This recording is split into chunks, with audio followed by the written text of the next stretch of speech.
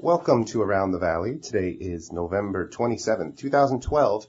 Today we have three special guests. Adrian Zaw, actor, TV host, and producer. We have Dr. Sylvia Whitlock, the Rotary District Governor for District 5300. And we have Domingo Delgado, veteran from the Air Force for the Korea War. And he also is representing the American Legion, the El Monte Post 261. Welcome, guys. Thanks for joining us this morning.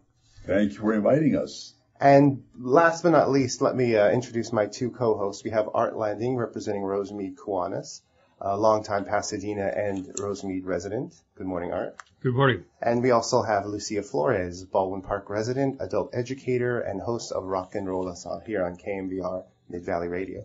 So let's start with our guest. Adrian, tell us a little bit about yourself and what you do. Sure. My name is Adrian Zaw. I grew up basically in the San Gabriel Valley ever since I was 5. Came here from a country called Burma, now called Myanmar. And there's a lot of, political activity there as they open up their government to a more democratic form after a lot of military coup and control. But anyways, being here as the first Asian American actor and producer, getting to the certain industry level that I have, it's exciting, and working in this industry is always inspiring. That's good. And one of the things we'll be talking about later is a production studio you want to open here in El Monte, South El Monte, right? Oh, absolutely. Got to build it. If they build it, they'll come. That's wonderful. Okay, I'm looking forward to talking to you more about that. Dr. Sylvia Whitlock, how are you this morning? I'm fine, thank you. A little bit about me. I'm a New Yorker who grew up in Jamaica. I lived in Jamaica until I was 15. Most people say, what is that accent? Came back to New York to go to college when I was 15. And then found my way to the Duarte Unified School District as a principal in the 70s. And that was the beginning of this odyssey through Rotary, being known as the first woman in Rotary. Wow, okay, I'm very excited to talk to you about that. I think it sounds like you have a great story. And last but not least, Domingo Delgado. Tell us a little bit about yourself. Well, I want to say that I'm a veteran, but I am also a senior citizen. Because I retired from Los Angeles County Parks and Recreation, where I was serving 1 million senior citizens through my department. And so now I'm a veteran, so my field is on senior citizens and veterans.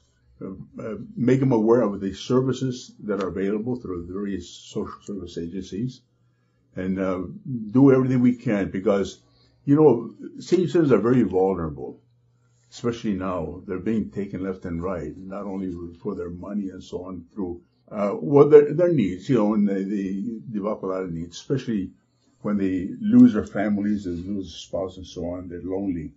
So I was trying to start a program of hire a veteran and hire a senior citizens. And because one of the things we're missing in the family circles is the image of a grandparent and grandma. And it'd be nice if the families that have children and so on hire because that's what they need. They need a family to represent. Yeah, I think two of the largest communities that are underrepresented and growing quickly are older people and veterans. They're growing very fast as people live longer and as more veterans come home from wars that continue. Coming at us, there's 70 million was known as baby boomers, soon to be senior citizens. So the senior population is going to double. So if the senior is going to double, the needs are going to double. So we have to start preparing ourselves to meet those needs, not only veterans, but senior citizens. Right. Okay, well, we'll definitely get into those issues later on in the show. Mm-hmm. Sure. Let me swing the conversation over to Art. Art, you just heard three very different, distinctive San Gabriel Valley introductions there. What's on your mind? Well, as usual, I'm going in three different directions with three different guests.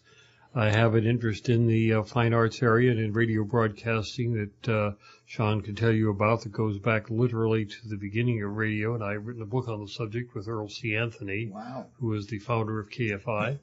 But I'm also very interested in the service club movements and the movement to bring women into them. They were originally men's-only organizations. The Rotary Club we've already heard about. Our Rosemead Kiwanis Club was instrumental in bringing women into Kiwanis, and one of our members was in the International Chairman's Chair at the convention where they brought that about in 1987. But then the Monte American Legion, I don't know if your particular post was involved with the building, but it was very famous in Rosemead in El Monte as an institution. Everyone knows about the history of the TV programs and things that were there.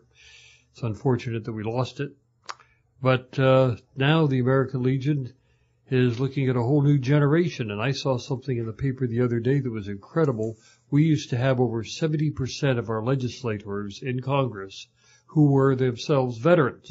Now, with volunteer forces that we've had for several decades, that has dropped to under 20%, and the entire attitude towards veterans is been changing as a result.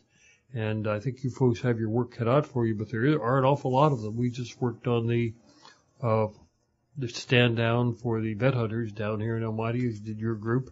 And there's a lot more going on there. So we've got 3 very diversified topics here today. Yeah, we'll do our best to connect the dots and hear the great details of each of those stories. Lucia, what are you thinking about? I think this is really good because I did study radio, television, and film production, so I'm really excited to hear what Adrian has to say about his experience in that industry. And also, it's really fun to hear about like arts and service groups because you guys do a really, really good thing for the community. So I'm really excited to hear about that also. Great. Well, that's going to complete our first part. We're going to take a break. We'll have some local commercials and events, and we'll be back on Around the Vat. Hey, Dad. Yeah? You remember that ball game we went to a couple years ago? Sure. And how you didn't have enough cash for 2 hot dogs, so you walked with me on your shoulders until we found an ATM? And then when we got back to our seats, we never saw the hot dog guy again. Well, I don't remember all that. Yeah, that was an awesome game. You never know which moments will be the ones they'll remember forever. So take time to be a dad today. Learn more at 1-877-4DAD-411 or visit fatherhood.gov. Brought to you by the U.S. Department of Health and Human Services and the Ad Council. Welcome back to Around the Valley. Today is November 27th. I'm Lucia Flores here with Sean Tellis and Art Landing. And today our special guests are Adrian Zaw, actor, TV host, and producer, Dr. Sylvia Whitlock, Rotary District Governor for District 5300, and Domingo Delgado, veteran of the Air Force in Korea, representing the American Legion El Monte Post 261. So, Adrian, I've known you for, a few months now, and one of the things that's particularly fascinating is all the different kind of things that you do. For example, I know you do private gun lessons, right? It has nothing to do with media, but it's interesting. Yeah. We were mentioning a second ago off air that you had a radio station that you ran for a while that featured a lot of... it seemed there was a lot of viral YouTube talents, young and upcoming, and really try to take the bull by the horn as far as new media comes into play. And that was based in South El Monte or El Monte? It was in El Monte. Yeah, that was a really cool thing you had going on. And now you're also an actor. Well, not now. You're also an actor. You've done a lot of different work in acting. But what I'd like to talk to you first about, if that's okay, is this production studio that you see in the El Monte area. Why, what, how? Just tell us about it. Absolutely.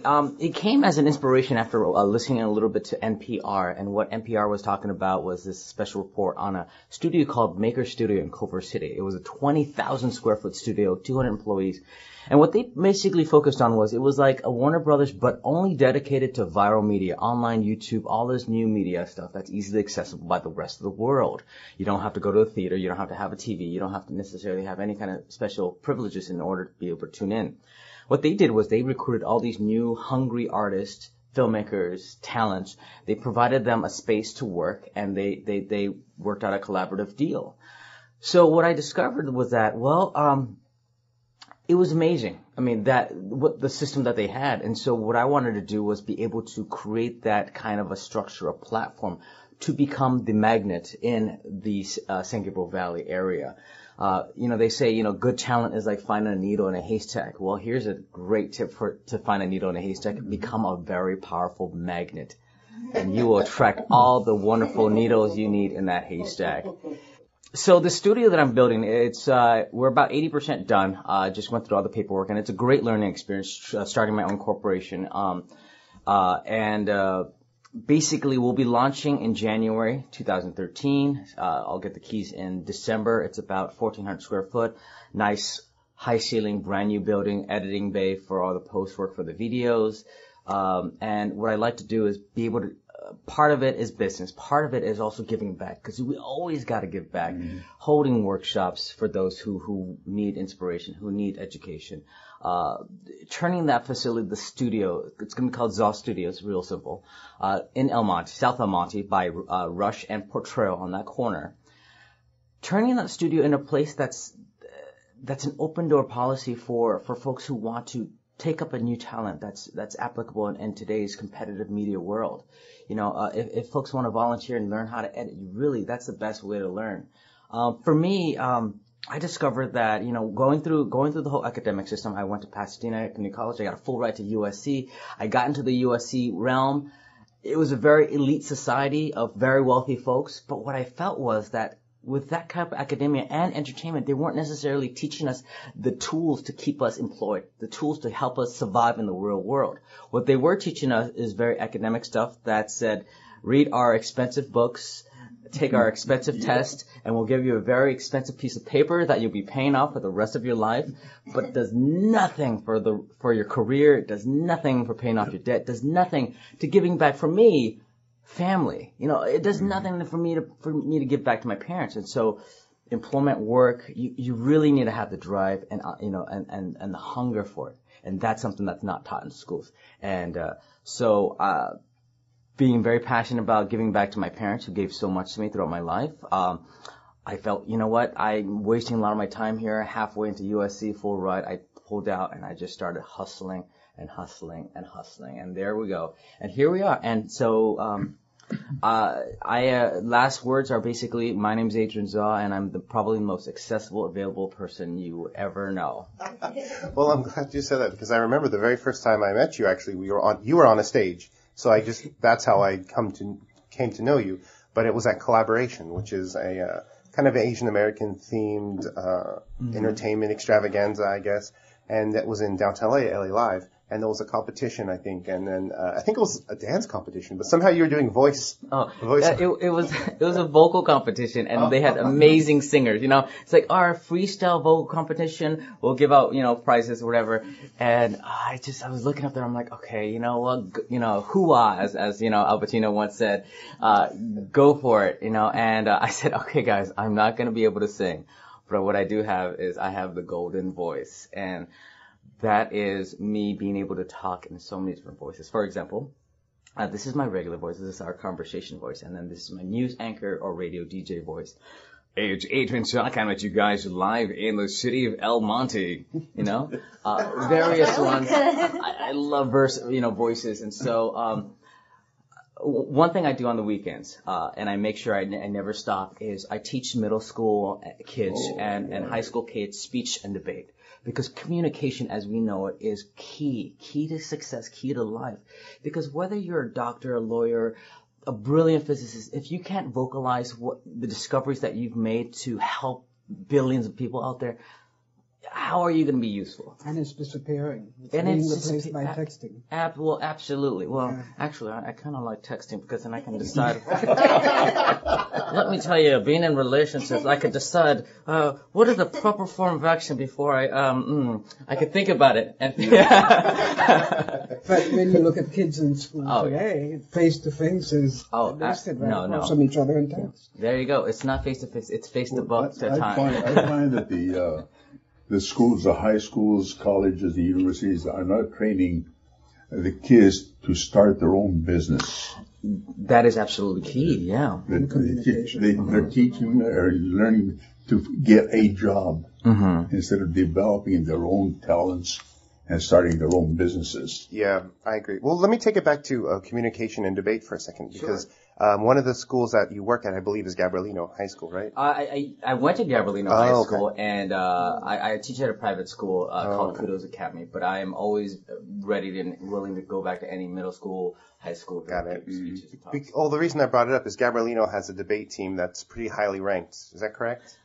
Yeah, absolutely. It's been 10 years out, and they've been just dominating the Southern California sphere, and it's definitely all due to this very wonderful coach named Derek Yule, who came in 1998 and just turned things around.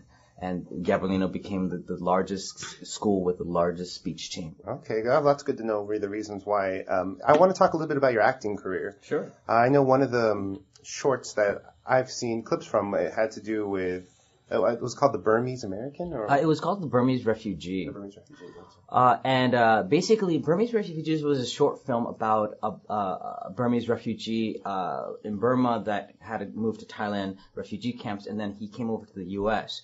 And I played the main character, Sun Ong, directed by Mike Taka. And the story was about how this professional in Burma, he's an electrician, professional, went to school, but then when he came over here, he didn't know how to speak English. Mm-hmm. And because he didn't know how to speak English, all that profession and knowledge just went out the window, and he had to work menial jobs just to make ends meet to support his family. It was reminiscent of my father's history in coming over here. In 1989, we came here because Burma had this political unrest. And my mom and my dad were both doctors. They were surgeons. They were helping people in the desolate areas of Burma. Hands to heal. But when he came over here, because English was such a problem, because connections was such a problem, we had to go from zero back up again. And that was a lot of sacrifice that you had to do, after going to school for a decade and become a professional. Taking that all the way just to support your family, support your kids, do menial jobs, and then work nonstop, persistency. So. And I think it's one of the, you're a great physical reminder about the diversity in our area. A lot of times people make these giant generalizations of Asian, right? And what does that even mean when you break it down to countries, even just one country like Burma, and looking at its history and looking at its present day status as Myanmar? Yeah, it's called Myanmar now, but as far as diversity, yeah, absolutely. Asians are as diverse as Europeans, as diverse as the Hispanic population down in South America. If you call a Cuban or Puerto Rican Mexican, you are going in for a rough ride. Or if you called a French person, you look German. They're like, oh, no, you didn't. That's good. Well, let's talk a little bit about your acting. What other kind of acting have you done or do you like to do? Okay, fun, quick backstory about acting. It was Jefferson Middle School where they had this career day. Professionals come from all sorts of professions, lawyers, doctors, paramedics, whatever. And they came in, they talked to the kids to inspire them about what they could be when they grow up. And that was in San Gabriel. It was in San Gabriel, and I loved the program. And it was about 14 years ago. So, doctors came and said, I'm a doctor and I cut your parents up and I make people bitter. And I'm an officer, I'm an officer and I stop bad guys and I give your parents tickets. And then I was like, okay, that's cool. That's very interesting. And then an actor came.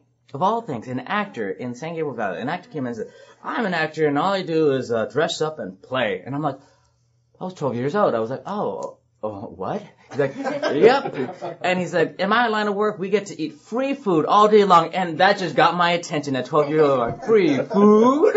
And he's like, that's right.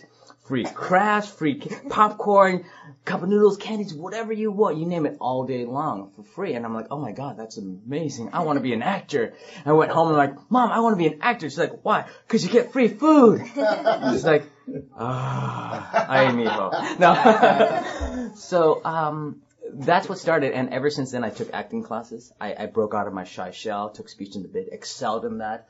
And, really started to have this hunger and passion for it. And one of the keys to success, it wasn't because of the money, because money comes when you love something so much and you do it regardless of whether you get paid or not. And that's really key. I guess with our academic in high school, we're trained to get a job because of the money factor. And you can't work 12 hours if you're unhappy. Yeah, absolutely. So that's how I got started in acting. That's great. I heard a different food story once. I have a different entertainment background. I worked a little bit with educational media, and I read an article once about the guy who played Barkley the dog on Sesame Street. And there's a person inside the dog in Sesame Street. He hardly makes appearances anymore. But he said the thing he always tells people who want to be actors is the skill you have to have is learn how to make 20 meals out of one chicken. If you have that skill, you have what it takes to be an actor. And it speaks to, like you said, being dedicated. And it speaks to making sacrifices and wanting something more than anything, pretty much. Absolutely. Yeah. Well, let's ask you guys a few questions. Let's have our guests first ask you a question if they'd like, or our co-hosts. And then we'll take it from there. Sure. I'm listening to all of your awesome voice acting. Have you ever done any voice acting work? Or? I did a couple of, the thing about voice acting is someone came up to me and said, Adrian, you have a great face for radio. And I'm like, oh, do I look that bad? You just look so sexy when we close our eyes and we listen to your voice. And it's like, it's Coast 103.5. Smooth jazz all day long. Or the Lexus guy. The Lexus IS, anti-lock brakes. I love, I'm a huge fan of, I'm a big kid inside, obviously. That's why I get well with, I do well with third graders. So, watching Family Guy, it's it's Family Guy with Stewie. I love that stuff. So, did I do, yes, I have, absolutely. I just did a recent, it's kind of embarrassing. Nickelodeon had this little promo and I had to do Gundam Styles, spoof of, Halo style. And so that was the most recent one that I do. But the thing about voiceover is you never know it's you until they tell you that it's you. And so it's like, it's Sex in the City all night long on TBS. Who knew it was this little short Asian guy that's doing it?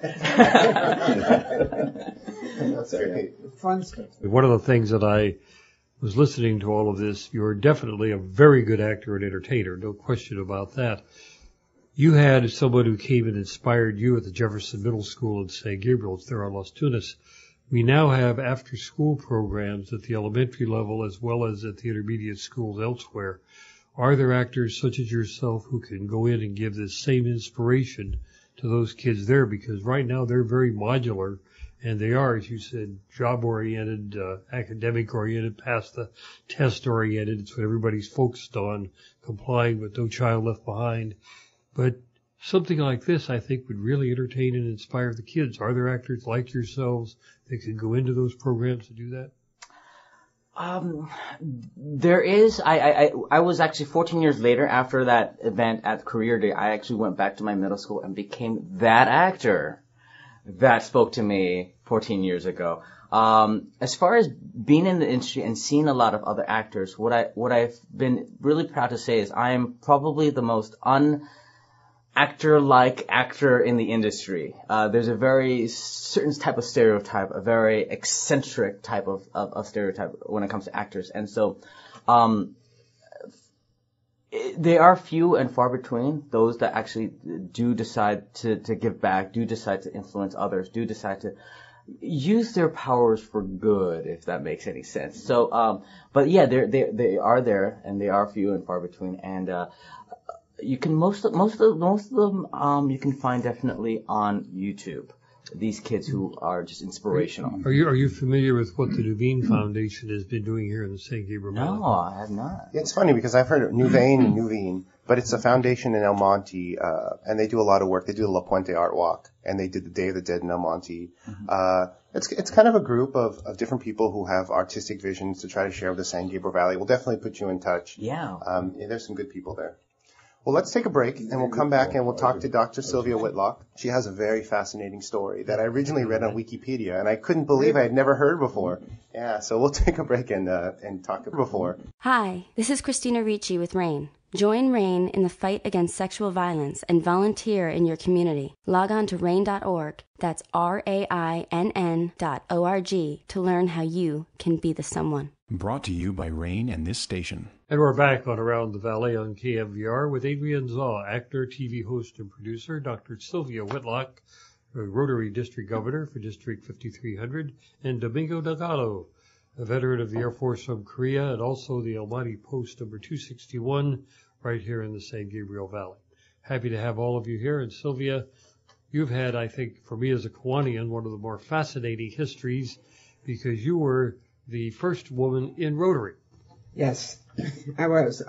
You were a principal at that time at the school. I'm trying to think of where that life really started. I went to Duarte in 1977, I think, as an elementary school principal. And as most principals do, you try to find out all you can about the community in which you're working. And I did that, and our superintendent of schools, who was a Rotarian, Dr. Key, was the president of the Rotary Club in Dwighty at that time. I didn't know that the Rotary Club was involved in a litigation with Rotary International, but he invited me to join Rotary, and that's what people did. That's what responsible people did, was join service clubs. So, and all the other principals were members, so I joined Rotary. And so you were the only woman principal at that time in the district? No, there was one other woman principal. Was she joined Mary also? Lou Elliott. She was also a Rotarian. We went along merrily in Rotary, and in fact we even talked to the district governor about whether it was okay, because we were aware that the bylaws said Rotarians shall be men of good character. However, when Rotary started in 1905, it didn't say that. It said Rotarians shall be persons of good character. But the persons who were in business and professional fields at that time were probably mostly men, and so it just kind of morphed into men of good character. So we knew the bylaws said that, but we checked with the district governor at that time, and he said, why don't you just send their names in using initials? No, really. You need to know that in Rotary we have something that's called the four-way test, and it didn't pass the four-way test. However, the names were sent in as initials.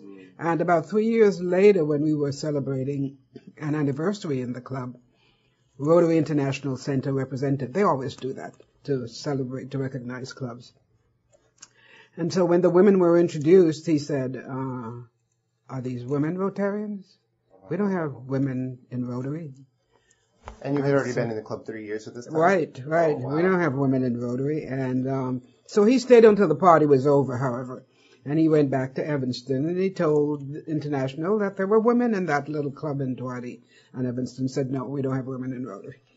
And so they called, and they said, well, you guys can ask the women to leave, or you can stop calling yourself a Rotary Club. Whoa.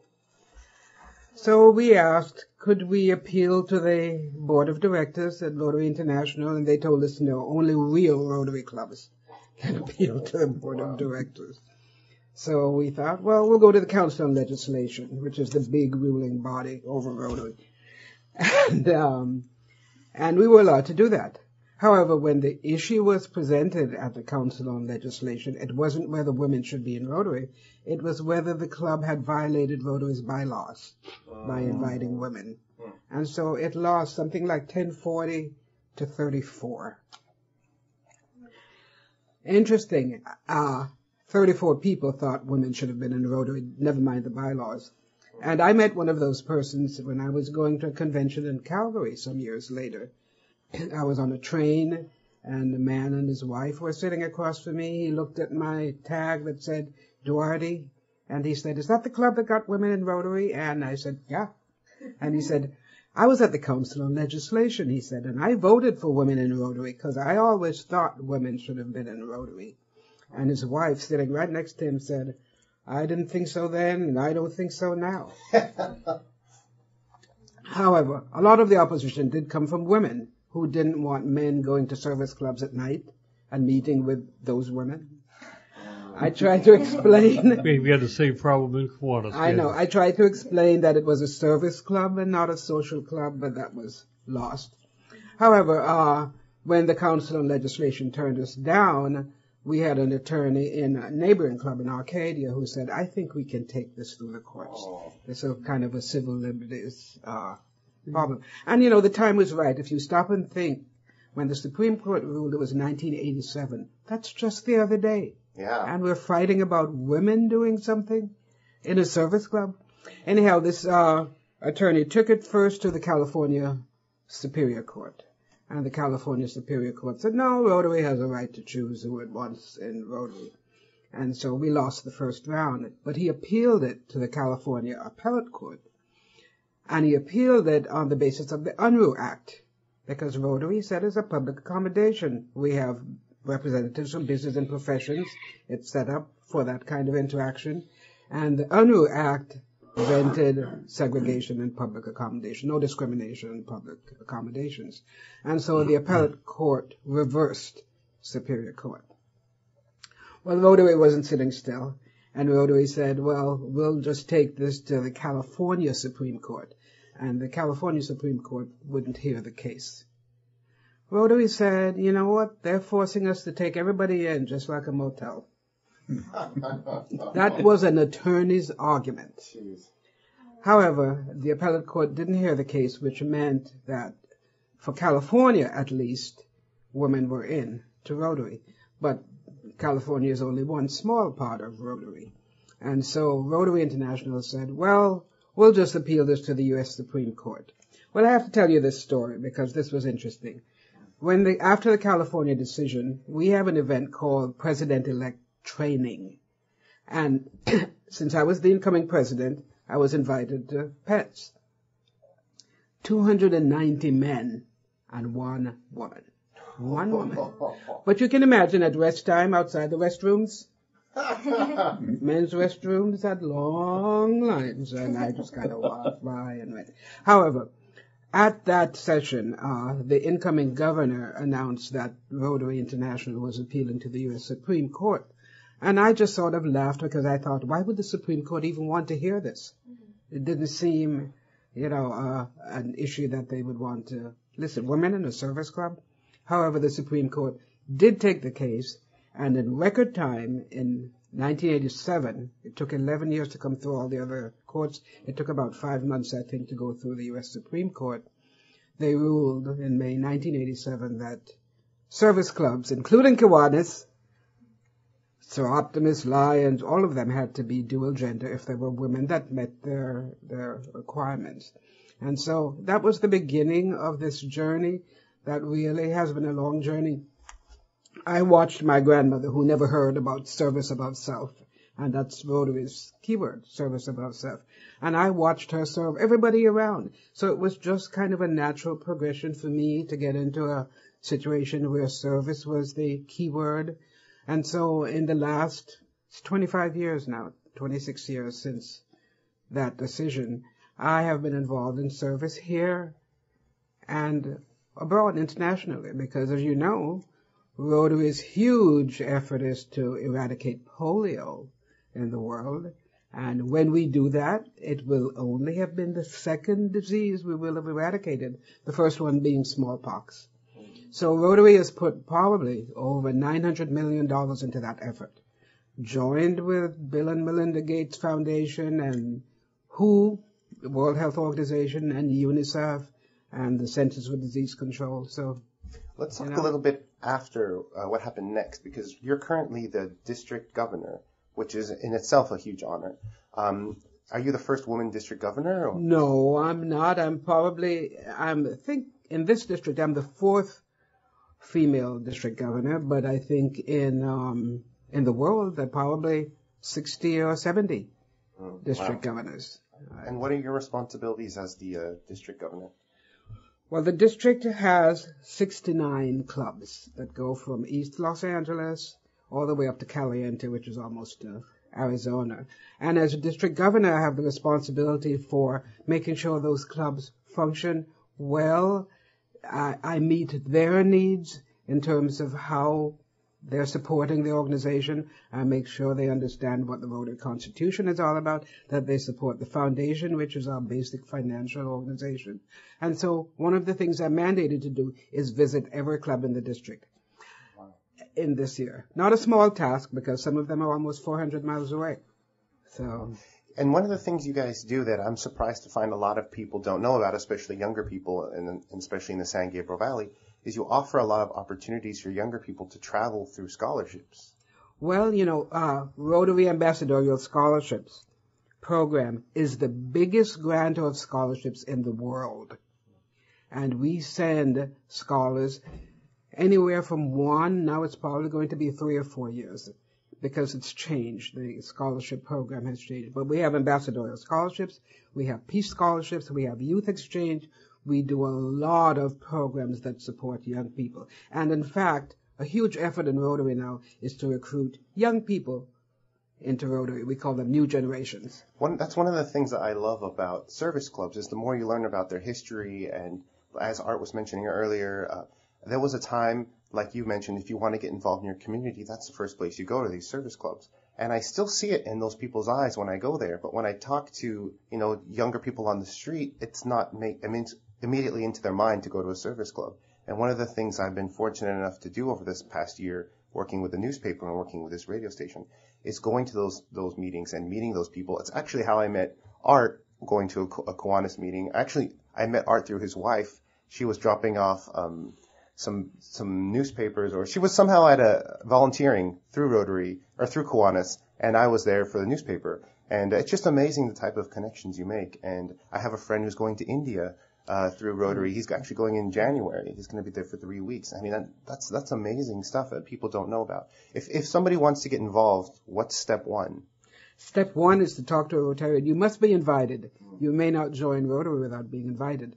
However, you can be involved in Rotary's programs without being a Rotarian, in local community programs or even international programs. You can join a team that's going to India to do polio vaccinations without being a Rotarian. You just have to have an interest in doing it. And by the way, we really are trying to reach young people, because our Interact clubs now are for students from 12 to 18. And when they come out of high school, we have Rotaract clubs for college students, and they go up to age 25. And essentially, the Ambassador Scholarship Program, this Peace Scholarship Program, all of those are ones that... And you mentioned the after hours, because Rotarians and Kiwanis and all these service clubs generally meet in the afternoon. I know a lot of people are trying to reach younger members through after hours, right? Kind of. Our 4 new generations clubs meet after hours. Yeah. They meet in the evening, and they meet in a saloon. Or something, you know. That's very cool. Well, let me offer up the guests, our other guests, an opportunity to ask you a question. Do you guys have any questions for Dr. Whitlock? I am just blown away by the story, and it's I'm just very, very inspired by it. You know, it's kind of a fascinating story, and none of us thought it was going to be a big story when it started. It was just kind of trying to get members in a service club. But it has persisted for 25 years, this fascination with the story. I'm also fascinated that you called yourselves the ex-Rotarians of Duarte. Oh, of course, because when Rotary really was serious about this, and they came and took our charter away, they actually took the charter away, said, you're no longer a Rotary club. I said, okay, we'll just be ex-Rotary. So we put an X over the Rotary insignia, and we became the ex-Rotary Club of Duarte, so we could continue to do the community work we were doing. And that's what we did until they never said welcome back after the Supreme Court decision. But they sent us a new dues schedule, so we knew we were in. Oh my goodness. Well, isn't there some kind of quote about civilization, and the greatest civilizations always have access for women to contribute? You know, there's some quote like that, and it's proven itself true time and time again, I think. Right. Lucia, it sounded like you were going to say something. Oh no, I was just going to say that it's a really great story, and it's very inspirational. I mean, me being a woman also, it's very inspiring to hear about other women, you know, doing something good in the community. And it's so surreal too, because in my mind, I don't see how they could have a problem with women wanting to be in service clubs. Like, I don't understand why they would be like that, you know. Yeah, I have to talk about diversity in January, and I thought about that too, and I wondered what was the problem. And perhaps it was the fact that this was the men's organization, and they were doing things that they didn't want to share this. I can't believe they thought that women wouldn't have been good Rotarians or good service club members, but I think maybe this was their little private thing, and they didn't want to share it. Well, that doesn't fly for long, you know. There's been a book that was written by a professor that did a lot of studying of this, and you have to realize that the roots of the service clubs originally were not in service. They were in business. They were traders who were hoping to build up one another's businesses. Rotary started out that way. Alliance started out that way, so did Kiwanis, and then we gradually all got into the service area. Meanwhile, you had the women's clubs, the suffragettes, the Anti-Saloon League, all these women's groups who were trying to get the women's right to vote and things of that type prior to World War I, and that's where the roots of all of these groups are.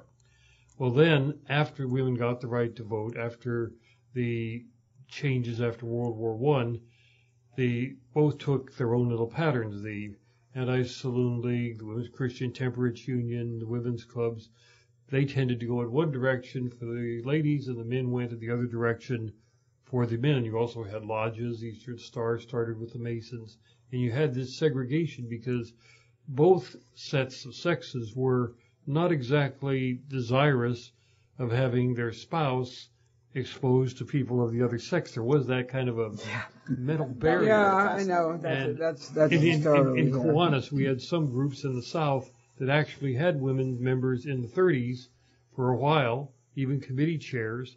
And then the people at the international level said, hey, we can't let this happen. And they brought a clamp down on it.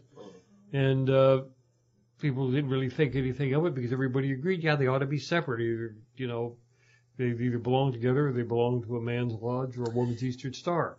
And that's what they were afraid of. Yeah, but it was a changing world. Exactly. And people needed to be aware of that. Women were out there doing construction work during the wartime. Women were doing a lot of things that men were doing. So it was just a kind of an acknowledgement of that. The thing is that we men are outnumbered now. Well, we are in a 4-to-1. But we're not in membership. Only probably 25, I think, % of the Rotary members are women now. And most of that in the U.S. In other countries, yes, but not as many as in the U.S. But they all acknowledge the fact that without women, Rotary would have faded away. And I think most service clubs would have. That's great. And your name is actually on the Supreme Court case, yes. Right? Well, that's not often you meet somebody that has their name listed. Actually, my name is in Wikipedia. I thought that was interesting. Yeah. I don't know who I'm put telling that you, in. that's how I found out about it. I started reading about that case, and I thought, wow, this is really interesting. And the fact that one of the people that started in the club that started is in our own backyard is just a testament to how many amazing things happen in the San Gabriel Valley that just get underreported. With a really future-thinking, a really forward-thinking gentleman, Richard Key, who invited women because he thought, they're right here, why can't they do the work we're doing? Yeah. Absolutely. That's great. Well, thank you for sharing that story. Sure. And we'll keep you around for the next sections, and we'll be back talking to Domingo Delgado. Coming home can be hard if you're a veteran of Iraq or Afghanistan. You may feel like you're all alone, but you're not alone. At IAVA.org, your fellow vets are all around you.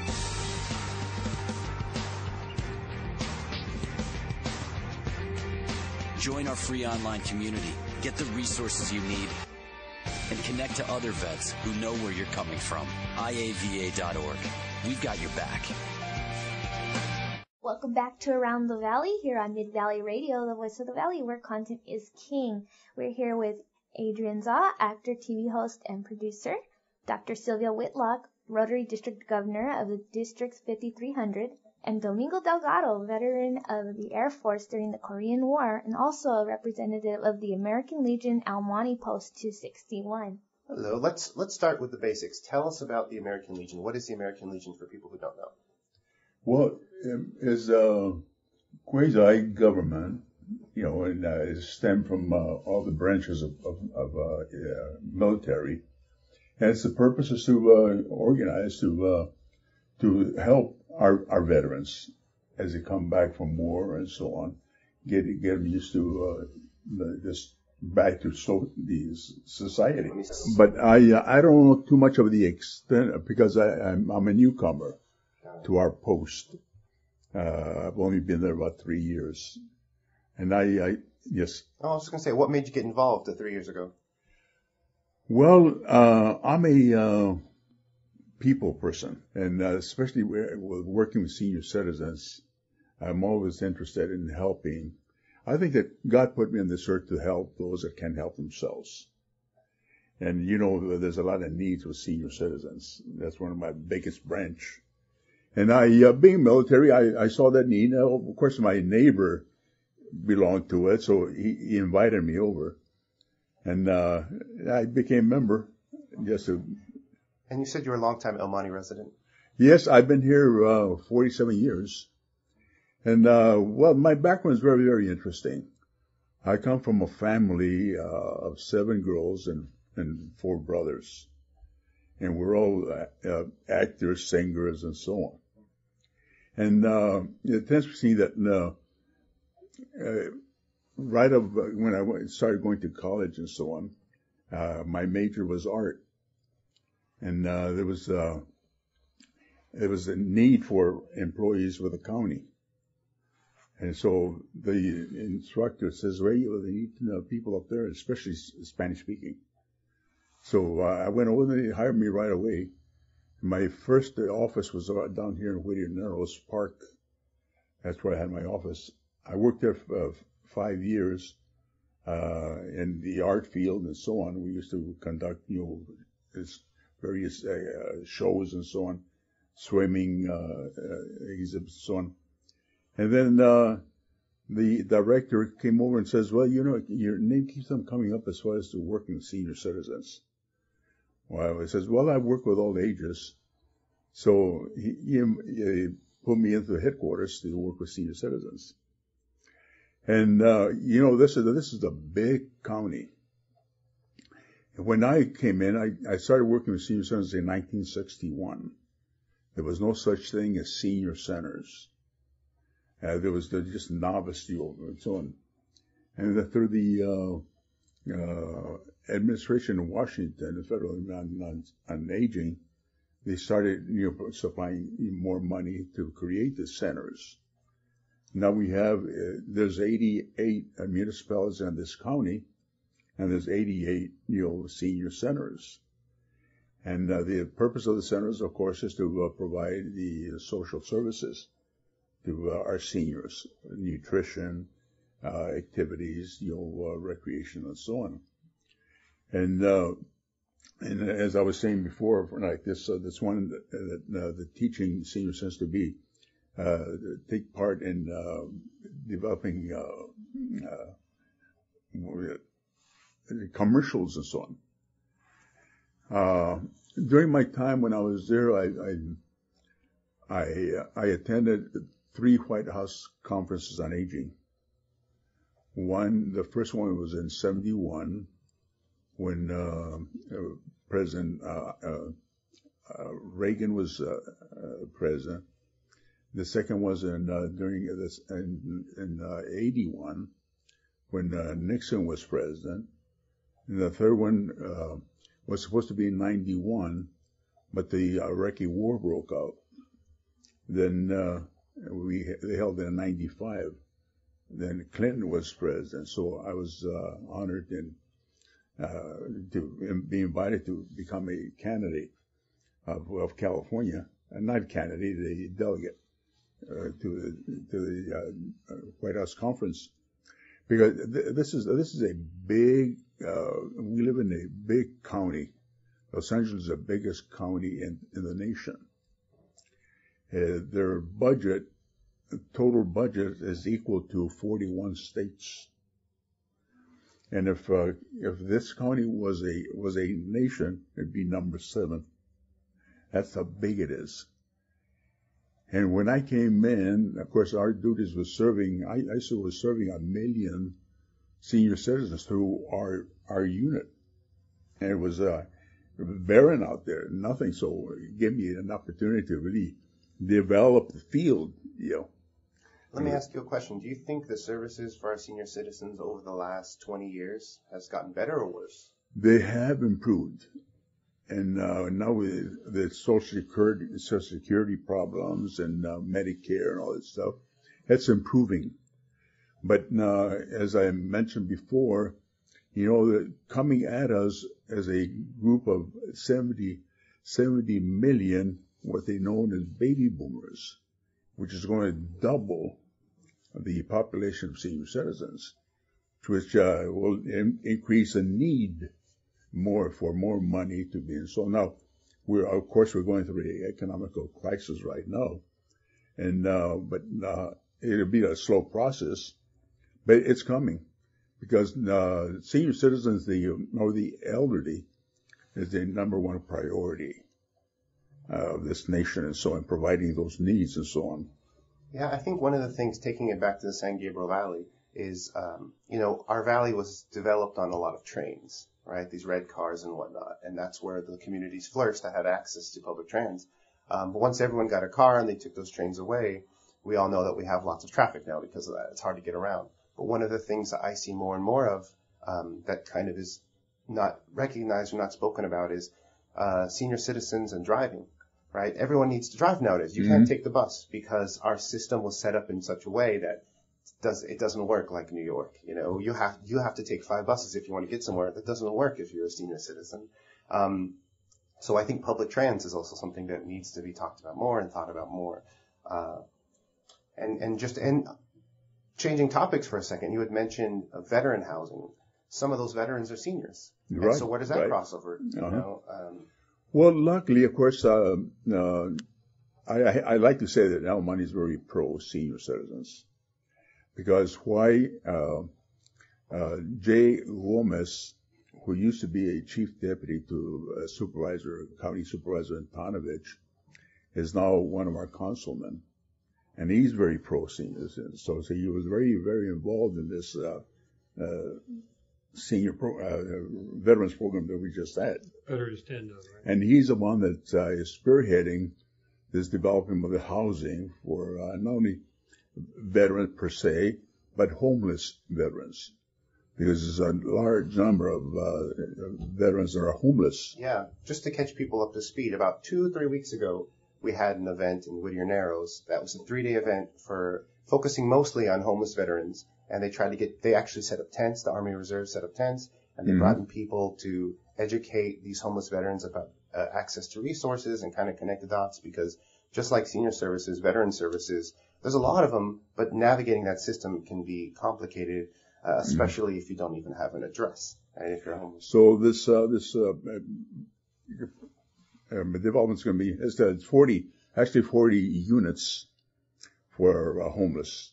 So I would advise any veterans that need housing to start signing up, even though it's not built yet, and it's going to take a little while, but no. Right, they just had the groundbreaking on Veterans Day. Right, November 11th on Veterans Day. That's good. And a quick Jay Gomez story, who, like you said, he's the mayor pro tem of El Monte right now. He used to work for the Antonovich. I went to Goodies, which is a little restaurant here in El Monte. It used to be in San Gabriel, now it's in El Monte. And you can grab a Mid-Valley News there if you'd like. But he's in there early sometimes in the morning. And he's working before he's working, right. And he's a really dedicated, interesting guy. He is. And he knows how to get things and helping done. The public, and meeting his responsibilities. And also a veteran. I believe he's a Vietnam veteran. Yes, he is. Yeah, he made a joke at the stand down saying that the first piece of mail he got from the government was a draft notice. We just recently, the city of El Monte just celebrated its 100th anniversary, centennial. And being a singer, of course, Emily, I don't know if you know Emily, she's actually the other councilwoman. She knew way back. She knows I'm a singer. So she appointed me as director of the centennial. I developed a choir, so the centennial choir. Oh, that's great. Did you want to sing a little something for us? Why, do you want me to sing? Well, hey. I'll take a taste. Okay. While the storm clouds gather far across the sea, let us pledge allegiance to a land that's free. Let us all be grateful for a land so fair, as we raise our voices in a solemn prayer. God bless America, land that I love. Stand beside her and guide her through the night with the light from above. From the mountains, through the prairies, to the oceans wide with foam. God bless America, my home, sweet home. Let's take it home. God bless America, my home, sweet home. I don't know if you know who composed that. No. Cohen, George Cohen, during the First World War. And the Kate Smith made that popular. I thought she did Irving Berlin's. No, it was George M. Cohen that wrote it. Irving Berlin wrote over there. I thought it was the other You thought it was the other way around? I think I I may be wrong, but I think I'm right. Kate Smith introduced Irving Berlin's program on her radio program in 1936. Yeah. We'll have a whole other show dedicated to the Veterans. history of veterans and music. Music is something that brings us all together, actually. Yeah. And I know they have Rotary meetings. They always sing a song. Yeah, we do the same. They do the same thing at Kiwanis. I think that's great. And we're always talking about the free summer concerts. And, that's one of the few things that brings everyone together, no matter what language you speak. You can enjoy a free concert during the summer, and hopefully almost all cities will have that this summer coming up. Have you seen of course, our Statue of Liberty in front of San Isidro? When that was presented by a doctor to the city, we held it was the 4th of July, and we had a big program at the Arroyo High School Stadium. So I got to sing God Bless America at the presentation. Oh, that's great. And since then, of course, Emily, knowing that I was into art and music, she appointed me to the Patriotic Commission as commissioner for the city. And I was going to say, when I retired from the comedy, Supervisor Gloria Molina appointed me as commissioner on aging for the county. So I'm a commissioner on aging for the county, and I'm a commissioner for the city on the Patriotic Commission. That's great. Well, thank you for sharing your story with us. You're welcome. We'll take a break, and we'll have our last part where we talk about San Gabriel Valley. Chris, can you put the video game controller down for a second? I can talk and play. Oh, I'm totally annihilating this punk kid in Nebraska. I just feel like you're not acting like a grown-up in our relationship. Am too. Well, you still ride your skateboard to work, there's the comic book collection, the race car bed. Look, I'm young at heart, but I put money into my 401k every paycheck. I picked up a few savings tips at feedthepig.org. I have control of my financial life now, and that feels pretty grown up. Put away a few bucks, feel like $1 million. Putting some money from every paycheck into a savings account or contributing to your 401k can make a big difference later. For free ideas and easy tips on ways to save, go to feedthepig.org. That's feedthepig.org. So, I bet I look like a grown-up to you now. Well, except for the footy pajamas, I'd have to agree. This message brought to you by the American Institute of Certified Public Accountants, the California Society of CPAs, and the Ad Council. And we're back on Around the Valley with Adrian Zaw, actor, TV host, and producer, Dr. Sylvia Whitlock of the Rotary Club, District Governor for District 5300, and Domingo Delgado, a veteran of the Air Force in Korea, American Legion Post Almaty 261, and more importantly, perhaps in terms of what we're talking about here, both a commissioner at the county level and at the city level for senior activities and patriotic activities, respectively. We've had a lot of things we've talked about here. One of the things that we do at the end of our program is to talk about activities that are coming up in our respective areas for the end of this time. Sean, you had something you wanted to say? I was just going to say, or things that you've done. A lot of times we talk about different events that you've happened, and it's always surprising to hear what's going on that you had no idea. For example, the groundbreaking at Veterans Day. We ran that article in our paper, but I was surprised to see how little that was kind of spread about. Lucia, let's start with you. What have you been up to? Well, I actually went to the La Puente Art Walk. It was a few weeks ago, and the New Vein Foundation actually put it on. It was in downtown La Puente, which is not too far from here, but it was really nice. The only thing was that it rained really hard that day, so not a lot of people were walking up and down where the event was, but it was really nice. They had an art gallery. They had bands playing too, and it was just really nice to see the events like this bring the community together, and you just see it's the art, you see everything, everyone's the inspiration, and it's just so nice to go to things like this, and especially in the San Gabriel Valley, because a lot of times, art doesn't get highlighted as much, in a way, No, I think you're right. One of the things I'm kind of excited to see, it's a little outside the San Gabriel Valley, but the 101 used to have murals when you drive the 101 through downtown. Mm-hmm. And when I was younger, they were there, and then somewhere along the way, too many people graffitied them and they got covered up. Yeah. But I think little by little they're bringing them back, because I noticed the ones with little kids like playing basketball or whatever is back. So that's nice to see. And I've always had a vision for, there are so many places for murals in the San Gabriel Valley, right? They look industrial, but an industrial wall with the right paint job can look like a beautiful mural. Well, one mural that we have coming up is on the wall of the Moose Lodge in Rosemead, overlooking the Savannah Cemetery. The Savannah Cemetery Association and the city of Rosemead are developing it, and it's going to be up there for everybody to see as we now make that a state historical monument. It has that designation. Do you know what the mural is? It's going to be of the history of the San Gabriel Valley, the coming of the Spanish, then the development later on of Rosemead and El Monte with their original southern-based names, and then the transition from an agricultural area into the urban area that it is today. That's great.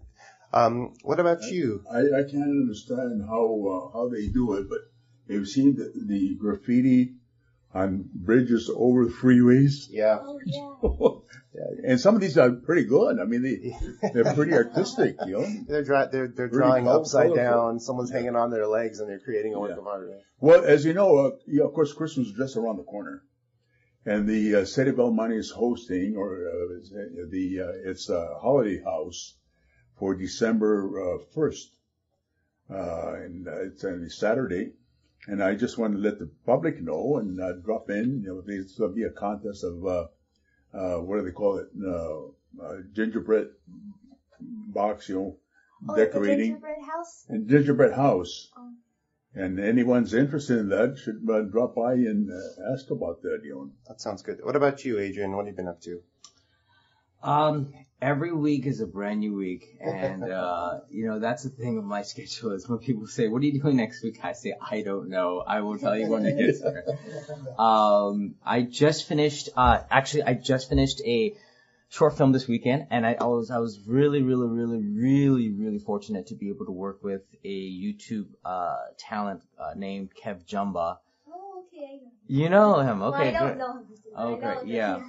So slowly but surely, it was the inevitable to meet all these, the Wong Fu Productions, Niga Higa, Kev Jumba, Phil DeFranco, all this stuff. So eventually I'll be able to be more participant with their activities. And so we did a short film, with Kev Jumba, David So Comedy, and Psy, which is the Gundam style guy. I don't know if you guys are familiar with it, but he's taken off like storm. So. Oh, El Monte's very familiar with him after the whole El Monte lifeguard situation. Oh, was that wow? Wow. Yeah, at the aquatic center. Wow. Okay. But yeah, you know, I did want to follow up later on getting more like experiencing the art walk and all that stuff in the community activities. Sounds great. Yeah. Art, I see you have a list. What's going on? Well, the list that I have in front of me is going up on the rosemeadaquinas.org website the 1st of December. This is our monthly listing of the activities that are coming up in Rosemead. And the big news, of course, for us, because we just got through with it, was the Mayor's Prayer Breakfast that was conducted here in November, where we had churches from throughout Rosemead. We had the mayor herself. We had Jimmy Weldon as our entertainer. And I'm happy to say that we sold out. We had a shortage of tickets at the end, so that was good. And it is a revival of what used to be an annual event in Rosemead. It's been away for about 18 years, and we're now going to be seeing the various spiritual groups. We had the Monte temple for the Buddhists that were there. We had Protestants. We had Catholics, and basically just everyone in the community coming together in a unified focus. And the spiritual element is very definitely something that has to help a community go ahead, because it's more or less the moral and the conscience of the community. I think it's, you know, to me, more inclusive you can be, the better. Bring everyone in. I was reminded that the military event that happened, the stand down a few weeks ago, they opened with a prayer. Yeah. And there was a Christian prayer, there was a Jewish prayer, and there was actually a Buddhist chant done by a man in fatigues. That was very interesting. He had a bell, and he said what it meant in English, and then he did this Buddhist chant. It was really interesting to see that. But yeah, I mean, there's so many ways to help people, and a lot of times building bridges and sharing resources is the best way. Absolutely. That's great. Yeah, I pitch in as chaplain also at the post. You know? Wow, a little bit of everything there. When I'm needed. Yeah. Well, you guys, I think it's been a good show. If anyone else has anything they want to get it in now. Well, I just had a question to ask Adrian. Is there do you have an official page or anything that anyone can go to see upcoming projects or anything that you? Absolutely. The most important 2 words you need to know that's Googleable is Adrian Zaw. Okay. That's great. And what about you? What if someone wants to get in contact with you? Well, they can, of course, I can give them my telephone number. Sure, if you're comfortable with that. Okay. I live in El Monte. I've been here 47 years. And my phone is area code 626-443-0851. All right, Art, what about you? Any sign-off words? Oh, I think we're looking forward to next year. We, of course, as I say, have the activities scheduled up on the website. We're running short on time, so I won't go through all the details of that. But I think we're looking forward to a wonderful 2013 because I'm really happy about all the increased enthusiasm and participation. We've increased our membership about 30% in the last year. We're going to try and capitalize on that and see if we can't meet some of the needs in Rosemead from it. And then I was just going to add that if anyone's interested in any adult education, taking any adult education classes, new classes are going to be starting on January 28th. So you can check out the El Monte Rosemead Adult School website. That's www.emras.edu. And the new schedule should be coming up soon in January. That's great. And I'd just like to encourage everyone to keep picking up the Mid-Valley News. We're a local newspaper. We're a physical newspaper. Both things have their challenges, and they both need to be supported. And thank you for joining us today. Thank you to our guests. It constantly amazes me. Yeah, I don't know if there's a word for being constantly amazed because it's just surprise after surprise after surprise how many wonderful stories there are in our San Gabriel Valley and how many different wonderful stories there are. But thank you guys for taking the time, and thank you to my co-host for volunteering your time. And we will be around the valley. We will be here next week on Around the Valley. Today is November 27, 2012. And take care. Have a wonderful weekend, and we'll talk to you as well.